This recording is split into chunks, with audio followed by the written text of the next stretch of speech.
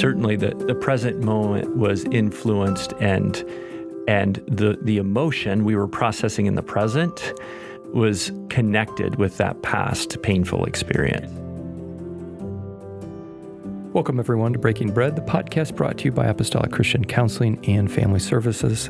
Excellent to have you along. As always, Matt Kaufman is my name. Kaleb Beyer is with me here. It's good to be with you, Matt. I'm really thrilled to discuss, as often as our topic, relationships and the marital relationship. And I know our listeners have a lot of vested interest in marriage and in relationships. So just to kind of set up today's topic, and then let's get right into it. Vulnerability is important, right? Marriage is vulnerability. I think intimacy has sometimes been spelled out as into me you see, which is really, really a great way to think of intimacy, right? And when it comes to relationships, few, maybe none, are as intimate as a marital relationship. But in your experience and working with couples, there can be blocks to vulnerability. Is that a fair way to set up conversation? Yeah. Yes, I think so. Because I think all couples desire a deeper connection and intimacy. It's a longing, a God-given longing for all of us, whether we're married or not, to be seen, loved, valued. And so when that is not taking place in relationship, and when blocks come up that prevent that from happening, and oftentimes when they come here, they're seeking that. Yeah. Which right? is very painful. Yes. Difficult, probably a spectrum from irritant downright painful. Yeah. And one of the things maybe, Matt, is just to even back up and say at times these hurts or blocks can come at points of transition. So in relationship, we would say attachment needs.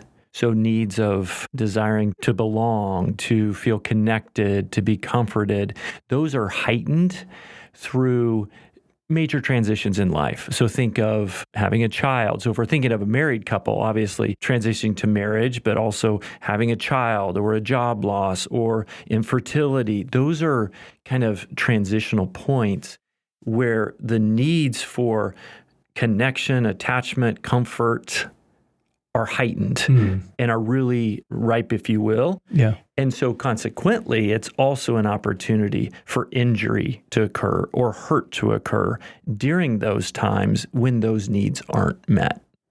Okay. So we're talking about these very vulnerable moments in a couple's life, and that these are heightened moments with certain needs, and then that makes certain vulnerabilities. Yes. Yeah. So there's a increased need for, in that moment, having the spouse come and comfort and soothe, or reminding them, hey, I'm with you through this difficult time, or that sort of thing. And so what we find is, or what I find at times is, when couples come in and want to deepen intimacy, present day, in their marriage relationship, what can pop up is a past relational injury. Sometimes this can be surprising to couples. Sometimes this can be, oh, we knew that was there, but we didn't necessarily connect it to how it, impacted us present day. And how does that surface? Yeah. How do you get a sense that, there's a hurt in the past? Yes. So when couples begin to turn towards each other and begin to share deep fears and longings. So I want you to think of an example. I don't know if in school you ever had, I'm sure you did, fire training, where the firefighter, someone from the fire department would come in and they would talk about fire and what you're supposed to do exactly. So one of the things they would say is, if you go to a door and you touch the door and it's hot, what do? Don't open it, right? Do not open it. I was gonna get there, Kaleb. It's been a long time since I had that training, and I didn't want to go on record with the wrong response. That's right. Okay. Don't open. Yeah. I think I used to fill it with the back of my hand, though. That did come to me. Am I right? That's especially metal doors. Yeah. Okay. Yeah. Don't open it because the fire's outside. So why? Why don't you open it? Well, if you open it, oxygen rushes in. And that fire explodes inward. Exactly. So the same is true when we think of injuries, or some people refer to them as raw spots in our lives. is when I ask a husband to turn to the wife and begin to share some vulnerability. Okay. Well, when you open up that vulnerability, guess what comes rushing to the forefront?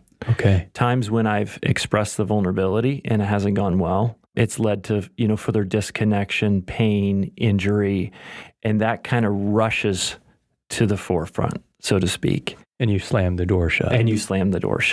And so that's then the block, right, to further deepening intimacy, connection, closeness in the relationship. Interesting. Mm-hmm. So we know we need to open doors between one another, but it just hurts so badly that we've learned not to. Mm-hmm.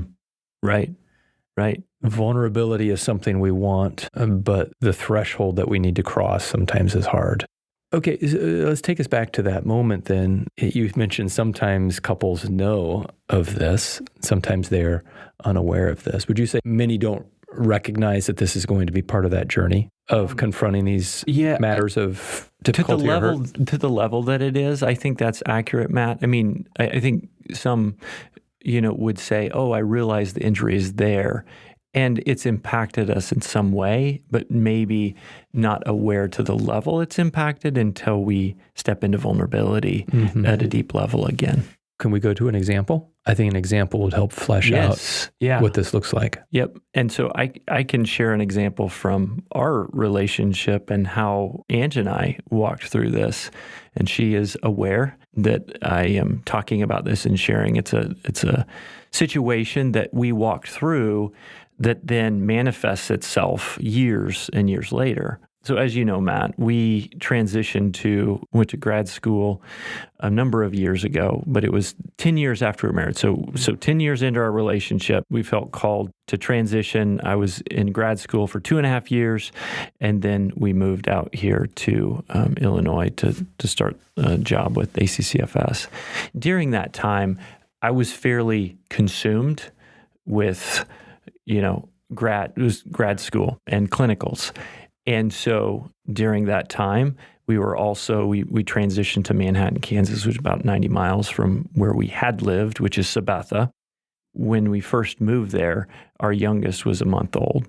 And then we had 4 kids all the way up to, around 5 years old, 5 or 6. So the needs around home were high. I was consumed with grad school, and Ange was often on her own. Mm-hmm. So you see the setup already. And this is a vulnerable time, or this is at a high needs time because of the transition that you mentioned. Right. Which means attachment is at a crisis right now. Mm-hmm. So providing Ange and the kids a sense of security, safety, trust, all of those things are on the table. Yeah. Yes. So we were aware of the stress it had on a relationship and us individually. But fast forward, and we would say we had a good relationship, and we do have a good relationship. Fast forward, we come out here to Illinois, are able to kind of spend some years kind of regrounding through that time. And then we were called to the ministry. And what came up for Ange in processing through and thinking about the transition was the experience back here in grad school where she had experienced being on her own, right? Some attachment needs not being met by me, but also and seeing, looking into the future and saying, oh, here we go again, right? This is going to be the second verse to the same song. And so that was, again, something that just popped up present day that connected to a past injury, I would say, in the relationship. So if you now, let's go to the situation of you're, calling to the ministry or whatever, and you're like, okay, let's do this well. Let's open this door and talk about safety and security and all of that. In comes rushing in the past is to use that analogy of the fire, right? Yeah. And so what you thought maybe you were engaging in a present moment, you were actually engaging in a very past moment. Yes. It was certainly the present moment was influenced and the emotion we were processing in the present was connected with that past painful experience. And would you say that's kind of the aha for a lot of couples, is they don't recognize that though they are living life in the moment, the past is very much a player presently? Right. Yes. Because I think it can be disorienting, Matt, when strong emotion comes out in the present when you would expect. That seems out of proportion to what I might expect. That doesn't seem reasonable. Yeah. And so that's an indicator that, there may be something else that's here. Now, you may have experienced the same stress that Ange did back in Manhattan. Mm-hmm. And perhaps you didn't. Perhaps you had a different read of that past experience. Is that also part of what's confusing, is a husband and wife that didn't have the same experience in the past? Yes, that's what's confusing, because we didn't. We had two different kind of perspectives. There was awareness of each other and what each other was going through, but you have your own story that you write in those experiences. And I think one of the really important things is to understand what it was like, right, for the other to walk through that, not in a way. So in our situation, for me to understand what that was like for Ange. But I think what was challenging for her is she knew I loved her. And she would have said, and she does say, I believe that I'm a good, she thinks I'm an okay husband, I think, Matt. But I think what's challenging with that is it doesn't change the fact that she feels alone. If that is not true, please call us 309. Yes, please do. Okay, we're going to take your word for it. So, but I think with that, Matt, what's really hard is, how do I both experience and feel these deep hurts while also I know he's over. I know why we're doing this and why we're here, but there's still a pain point or emotion that she's having. So I've got a couple of questions. I'm interested in, then, is part of the way moving forward dealing with the past hurt. I want to come back to that. Mm-hmm. But more immediately, how well do people connect their present reaction to a past situation? Is that an automatic thing? Do you find that couples get there quickly? Do you find that one gets there and the other doesn't? I'm just saying, I think it was pretty intuitive or insightful for Ange to say, boy, this sure smells like the past, and was able to place her finger on it. And you could, I would imagine, with a great deal of health, go back to that Manhattan moment. Mm-hmm. You know what I'm saying? Yeah. But where it's ambiguous, I'm just kind of, I'm that's curious. A good question, I'm curious Matt. how clear it is. Yeah. If we're so caught up in the present drama that we just want that to end, then I don't know that we're necessarily going to be able to reflect back and identify what is feeding it, because there has to be a level of safety presently to begin to reflect and process and be like, there's something else going on here, right? There is something more to this than just the conversation we're having, about the ministry or about whatever that is in a couple's life or, transition. And so I think, so two things I think with that, Matt, question is, one, the level of safety presently, emotional safety, because if there's not a lot of emotional safety and there's just escalation and withdrawal in the relationship, it's really hard to begin to reflect on, what else is going on? And the second thing I think is self-awareness individually, to be able to slow down and say, because that goes deeper into, what we say, more vulnerable primary emotions versus the secondary reactive frustration, irritation, anger, right? I need to go deeper to be able to connect that to the past. Yeah. Well, and as you explain all that too, it does require a person, sometimes when we're hasty to keep moving forward, it's pretty hard to go backwards. Yeah. I would imagine that would play on different temperaments, right? Some people tend to move forward. Right. With very little memory of the past. What is in the past is in the past is in the past. Yeah. And others hang on to the past. So I'm curious about that dynamic. Yeah. No, it is a challenge, I think, from the standpoint of, if someone is very like, hey, let's move on, wasn't that big, not even that big a deal. Is it helpful? Because I think we have two ditches, right? We can dig into the past so much that we find things that aren't, but the flip side of it is, we can also just ignore and say and be dismissive that somehow the past has shaped and influenced, us. And neither ditch is helpful. I appreciate you, highlighting those two ditches, because I think you're absolutely right. Well, and I think in this situation, one of the things that's tricky and hard is to have the conversation presently about the past can feel very blaming about the one who injured their spouse. And so having it in a way that is inviting, so in this case, Ange inviting me into her vulnerability so she can be more vulnerable with me, and me hearing it as that longing rather than as blame. Condemning. Exactly. And that's an important... So do we need to separate some things too? Do we need to separate forgiveness from healing, for example? Yes. So for a spouse to say, listen, honey, this is completely forgiven. This is, Yes. I'm not talking about you and me not being in a good place because of this. Yeah. But something still needs to be healed. Yes. That is a critical point, Matt. And, I think of that even in the Gospels when Peter betrayed Jesus, and the story after Jesus' resurrection, he's on the shore and Peter sees him, he jumps out of the boat, he comes up and Jesus is engaging him there. Peter, do you love me? And Peter's like, yes. Yeah. And 3 times. And Jesus had forgiven him. Yeah. But I believe he wanted to repair that relationship so that as Peter continued to minister, he knew there was a repair there that we're okay. Yeah. At least. And in that moment, it's a great example. You had Jesus went backwards before going forwards. Yeah. Yes. So my second question then was this idea of healing hurt then. Was there then, did you need to kind of go back to that Manhattan moment and say, okay, we need to do some healing back here so that we can live well with what's being placed in front of us now? Yeah.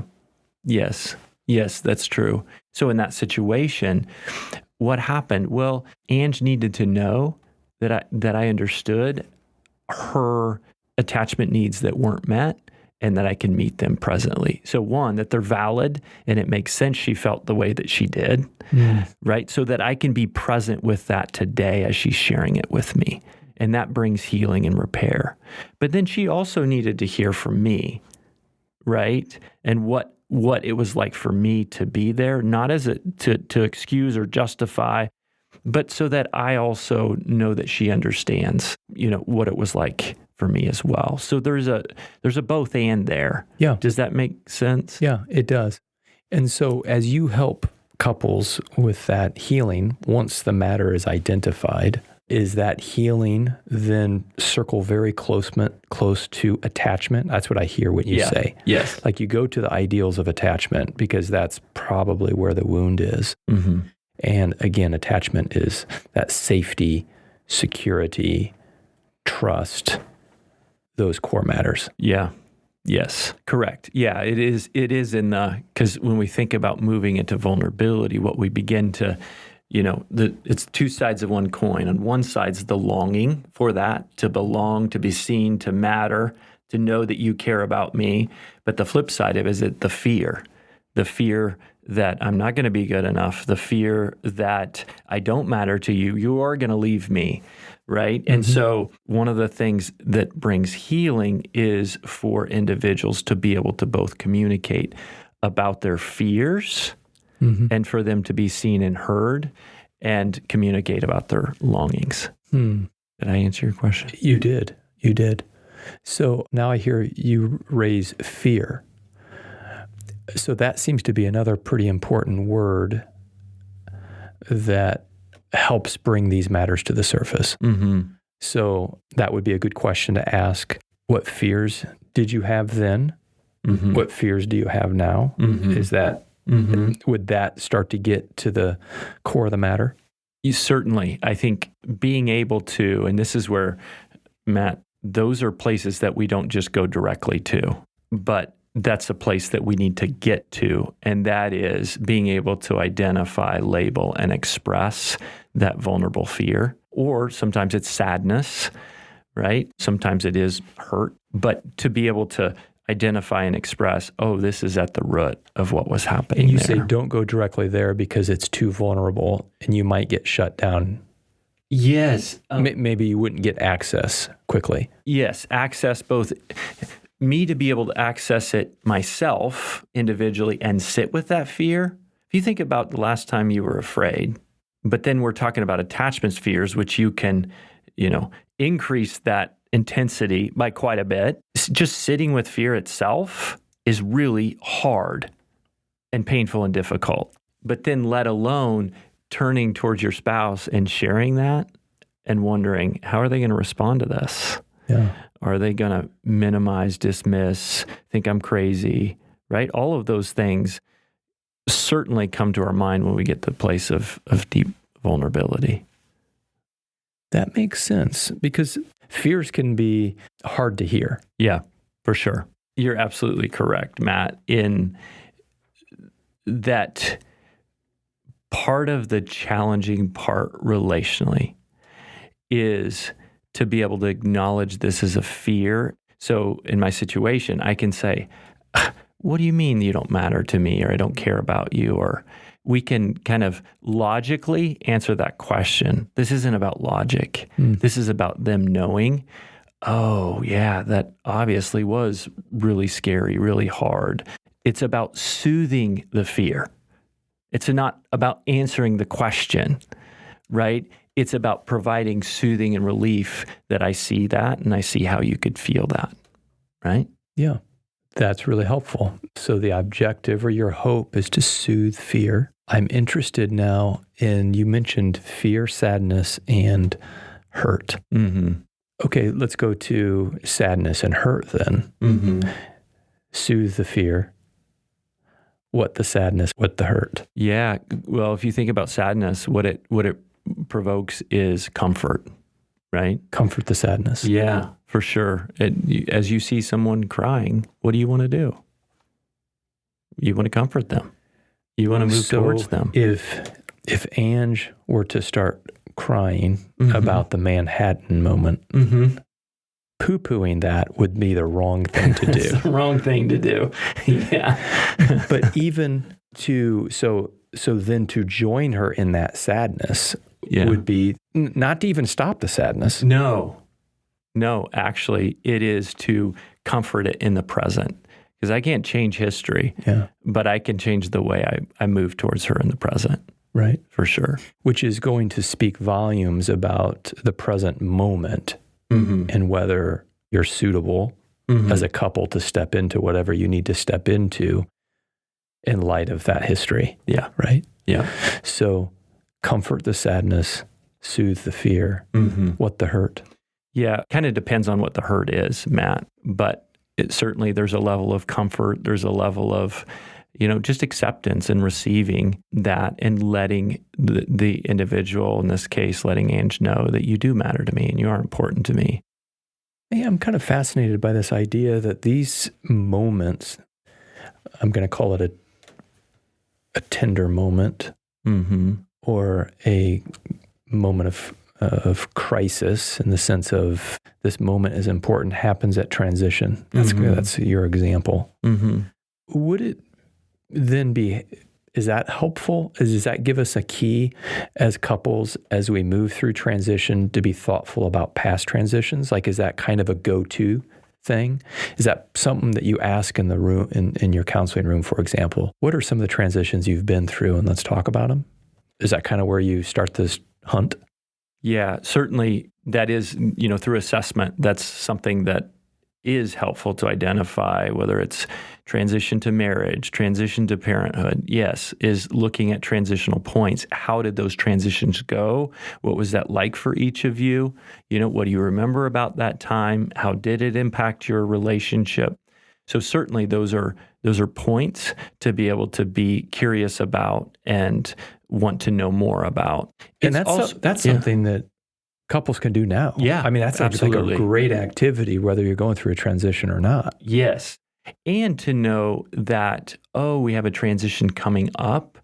And so that means we need to be more aware that actually our needs may be heightened through this time. But I don't want to just limit this to certainly transitions, even though that can be a common one. Certainly we think of ones where betrayal happens, right? That's not in a transition, an isolated transition, or, a loss. That's an unexpected one, or infertility. Those are points, right, at which obviously would say that this isn't like a normative transition as much as it's something came up that created an injury or a fragmentation in the relationship. I think that's really helpful. And even in those examples, there's kind of a pre and a post, though, still, with a transition. Correct. Similar to a transition, there's a pre-transition, post-transition. Yeah.